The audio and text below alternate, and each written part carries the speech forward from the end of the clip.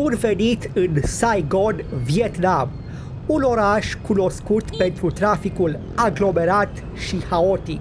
Dacă ești un șofer obișnuit cu drumurile relativ sigure din Europa, s-ar putea să te simți copleșit de numărul mare de scutere care umplu străzile din Saigon, precum și de traficul haotic aflat la tot pasul. În acest video îți vom arăta cum să supraviețuiești ca și șofer în acest oraș nebun, dar plin de viață.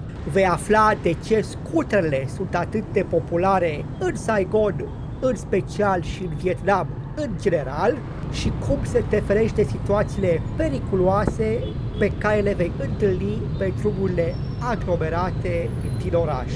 Dacă îți planifici o călătorie în Saigon sau dacă pur și simplu vrei să afli mai multe despre traficul din acest oraș, atunci nu rata acest video și vei mulțumi la final.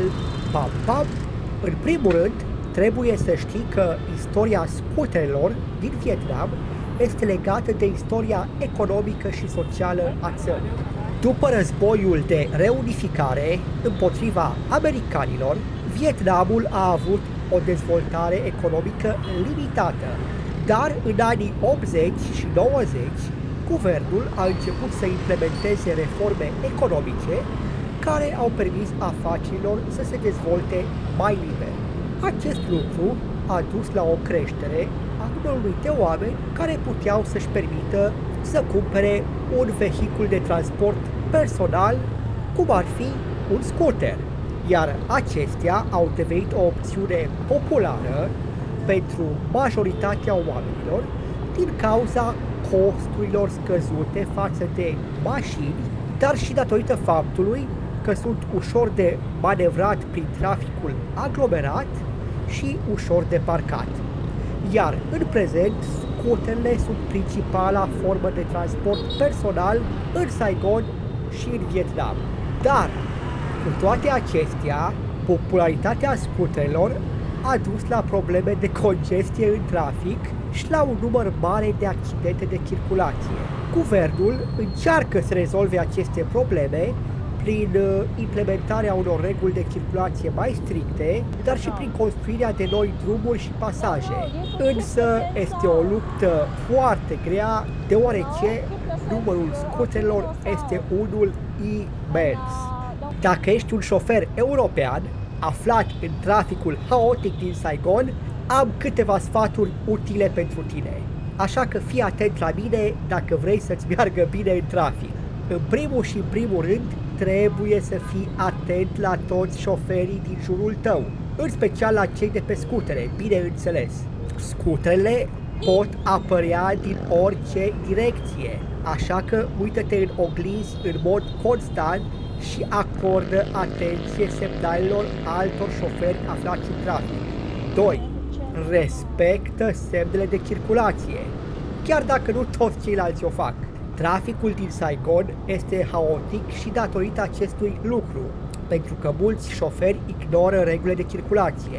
Dar, dacă tu le vei respecta, va fi puțin probabil să ai un accident sau să cauzezi vreunul. Apoi, nu te rușina să folosești claxonul.